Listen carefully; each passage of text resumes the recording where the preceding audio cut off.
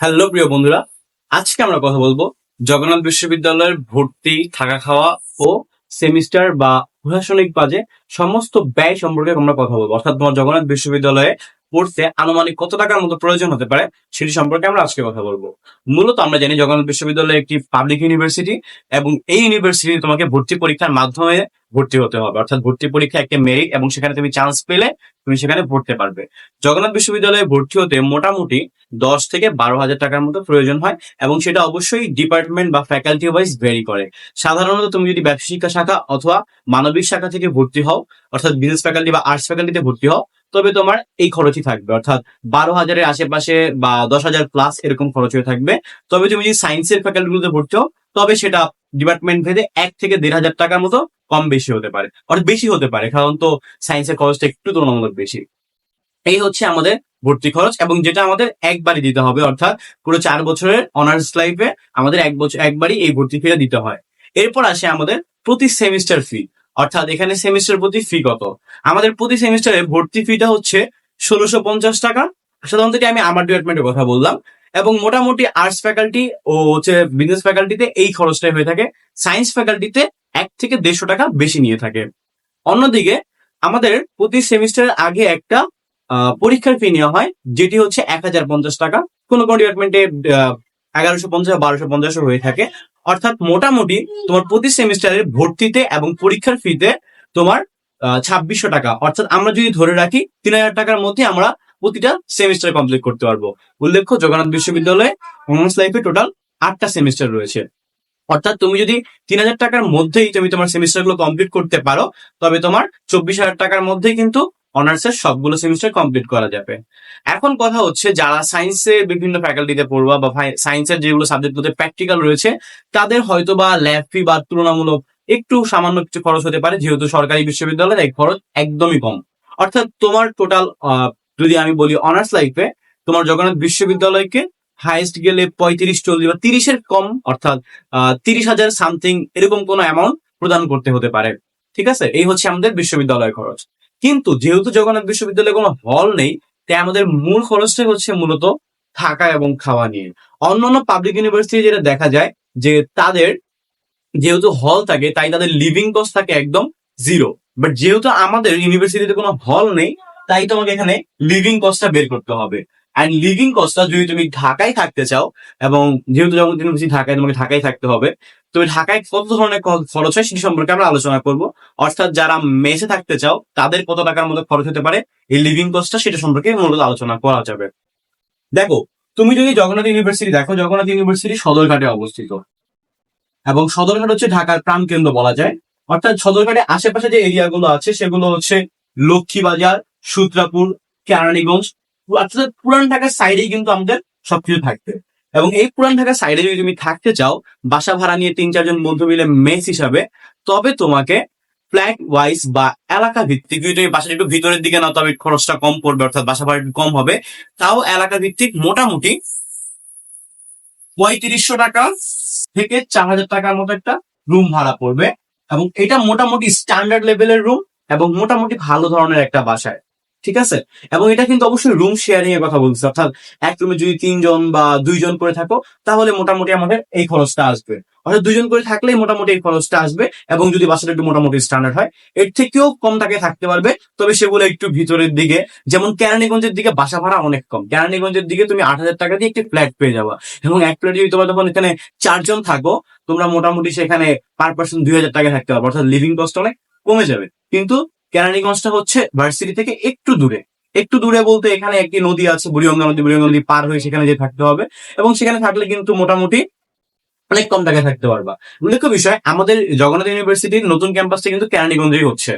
তো এই ছিল আমাদের কথা, যে তুমি যদি থাকতে চাও ভার্সিটির আশেপাশে এরিয়াতে, তবে তোমাকে 3500 থেকে 4,000 টাকা খরচ করতে হবে। এবং আমরা যদি জানি ঢাকায় প্রতি, তুমি যদি বুয়া সিস্টেমে, অর্থাৎ বুয়াকে দিয়ে যদি রান্না বান্না করাও, খালাকে দিয়ে যদি রান্না বান্না করাও, অথবা নিজেরা কমিশন ডেকে রান্না বান্না করো, তাও প্রতি মিলে তোমার হচ্ছে যে 50 থেকে 70 টাকার মতো খরচ হবে। অর্থাৎ তোমার খাওয়ার পিছনে খরচ হবে 2,500 থেকে 3,000 টাকা। অর্থাৎ তোমার থাকার জন্য মোটামুটি 6 থেকে 7 হাজার টাকা ন্যূনতম প্রয়োজন হবে। এটা কিন্তু আমাদের হাত খরচ বাদে কথা বলছি। এখন কথা হচ্ছে, এই টাকাটা আমরা কিভাবে আনবো? যেহেতু আমরা স্টুডেন্ট, আমাদের প্রথম কাজই হচ্ছে টিউশন করা। টিউশন আর পার্ট টাইম জবের বিপরীতে আমরা কিছু চিন্তা করতে পারি না। তবে আমরা একটা জিনিস জানি, বাংলাদেশের টিউশন লাইফের যে বাজারটা আছে, পার্ট টাইম জবের জন্য কিন্তু সেই পরিমাণ মার্কেটটা নাই।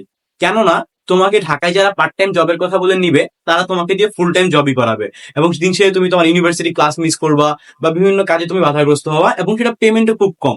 সাধারণত পার্ট টাইম জবগুলোতে তোমাকে 6 থেকে 7 হাজার টাকার স্যালারি অফার করবে, এবং সেখানে তারা 5 ঘন্টার কথা বলে তোমাকে নিয়েও তোমাকে দিয়ে 6-7 ঘন্টা কাজ করাবে, বা 4 ঘন্টার কথা বলে নিয়ে তোমাকে 6-7 ঘন্টা কাজ করাবে। তাহলে ওই যদি আমরা হিসাব করি, আমাদের কিন্তু স্যালারি রেঞ্জটা খুব বেশি না। কেননা এটাকে তুমি ফুলফিল চলতে পারলো, নিজের আনুষঙ্গিক যে খরচগুলো থাকবে লাইফস্টাইলের জন্য, সেগুলো কিন্তু তুমি বেয়ার করতে পারবা না।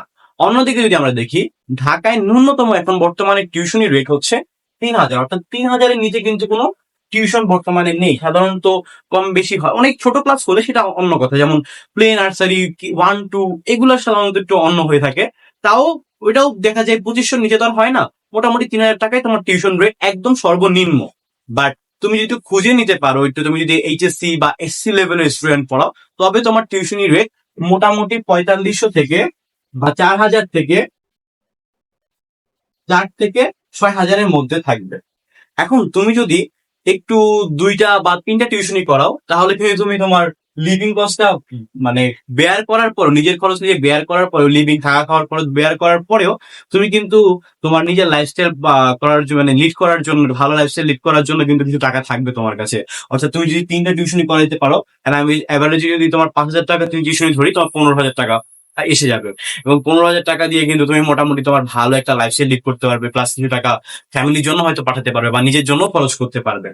এই ছিল মোটামুটি 3টে টিউশন পেলেই তুমি তোমার লাইফটা লিড করতে পারছো। বাট পার্ট টাইম জবে কিন্তু সেই সুযোগটা আমাদের নেই। আর আমরা জানি বাংলাদেশের পার্ট টাইম জব গুলো খুব বেশি একটা সুইটেবল না স্টুডেন্টদের জন্য। এইবার কথা আছে যে আমরা টিউশন গুলো কিভাবে পাবো। মূলত তুমি যখন ইউনিভার্সিটিতে ভর্তি হবা, তখন তোমার ইউনিভার্সিটি তোমার জেলা থাকবে, একটা জেলা ছাত্র কল্যাণ যাকে আমরা বলি। যেমন আমি ঢাকা জেলার, আমার ঢাকা জেলা ছাত্র কল্যাণ আছে। এই ছাত্র কল্যাণে আমার বিভিন্ন ভাইরা আছে। ওনাদের কাছে যদি আমি বলি আমার টিউশন লাগবে, সাধারণত ওনারা টিউশন ম্যানেজ করে দিবে। কেননা প্রতি বছরই এটা করে থাকে, ছাত্র কল্যাণগুলো ছাত্রদের কল্যাণে খোলা হয়। যার কারণে দেখা যায় ওই কল্যাণে যারা তোমার মানে ছাত্র কল্যাণে যারা সিনিয়র থাকে, তারা হয়তো জুনিয়রদের একটা টিউশন দিয়ে থাকে। এছাড়া আমার ডিপার্টমেন্টের বড় ভাই আছে, আমরা যে বাসে যাতায়াত করবো ভার্সিটি, সেই বাসের বড় ভাই থাকবে। এছাড়াও আমরা যেখানে আড্ডা দিব, সেখানে আমাদের কিছু বড় ভাই টোড় ভাই তৈরি হয়ে যাবে, আমাদের সিনিয়র তৈরি হয়ে যাবে। আমি যত বেশি সিনিয়র বা ব্যাচমেট সাথে ইন্ট্রোডাকশন রাখতে পারবো, আমার টিউশনি পাওয়ার রেট কিন্তু তত বেশি বেড়ে যাবে। অর্থাৎ আমার টিউশনি পাওয়ার সম্ভাবনা কিন্তু তত বেশি বেড়ে যাবে। তাই ভার্সিটিতে ভর্তি হওয়ার পর আমি জেলা ছাত্র কল্যাণ, উপজেলা ছাত্র কল্যাণ বা ডিপার্টমেন্টের বিভিন্ন সিনিয়র সাথে যারা টিউশন পড়ায় তাদের সাথে সম্পর্ক রাখতে পারি, এবং তাদেরকে যদি বলি যে আমার টিউশন লাগবে, তারা অবশ্যই আমাকে দুটো টিউশন ম্যানেজ করে দিবে। আর আশা করি প্রথম 1 মাসে কোনো টিউশন ম্যানেজ না হলেও পরবর্তী মাস থেকে টিউশন ম্যানেজ হয়ে যাবে। আর সবচেয়ে বড় কথা, যেহেতু তুমি ঢাকায় আসছো, তোমার অবশ্যই সিভি রেডি করতে হবে। তোমার কারিকুলাম ভিটা রেডি করার পর সেটা তুমি ঢাকার বিভিন্ন কোচিং সেন্টার, আমরা জানি ঢাকার অলিতে গলিতে কোচিং সেন্টার, কিন্ডারগার্টেন স্কুল রয়েছে, তুমি সেগুলোতে দিয়ে দাও। দিয়ে দেওয়ার পরে দেখবা ইনশাল্লাহ একটা ভালো রেসপন্স তুমি পাবা। এবং এই রেসপন্সটা পাওয়ার পরে তুমি সেখানে ঢুকো। হয়তো ঢাকার টিউশন গুলো মানে কোচিং বা স্কুলের জবের বেতন গুলো খুবই কম, বাট তুমি সেখানে ঢুকলে দেখা যাবে তুমি পরিচিতি বাড়বে, এবং যার ফলে তোমার টিউশনি পাওয়ার সম্ভাবনাটা কিন্তু খুব বেড়ে যাবে। উল্লেখ্য বিষয়, বাংলাদেশে তুমি যদি চিন্তা করো যে স্টুডেন্ট হিসেবে পার্ট টাইম জব করবা, যদি তোমার স্কিল থাকে, অর্থাৎ graphic designing skill, video editing skill, বা অন্য অন্য কোনো স্কিল থাকে, ডিজিটাল মার্কেটিং ইত্যাদি ক্ষেত্রে তোমার যদি স্কিল থেকে থাকে, তবে তুমি পার্ট টাইম জবে একটা ভালো সাফিসিয়েন্ট পরিমাণ আর্ন করতে পারবা অনেক কম সময়ের মধ্যে। But without any skill part time job তোমার জন্য সুইটেবল না, তোমাকে টিউশনি পড়েই চলতে হবে। এই ছিল মোটামুটি জগন্নাথ বিশ্ববিদ্যালয়ের খরচ, এবং কিভাবে খরচটা মেনটেন করব, এবং সেটা মেনটেন করার বিভিন্ন পদ্ধতি ইত্যাদি সম্পর্কে আজকে আলোচনা করেছি। ধন্যবাদ।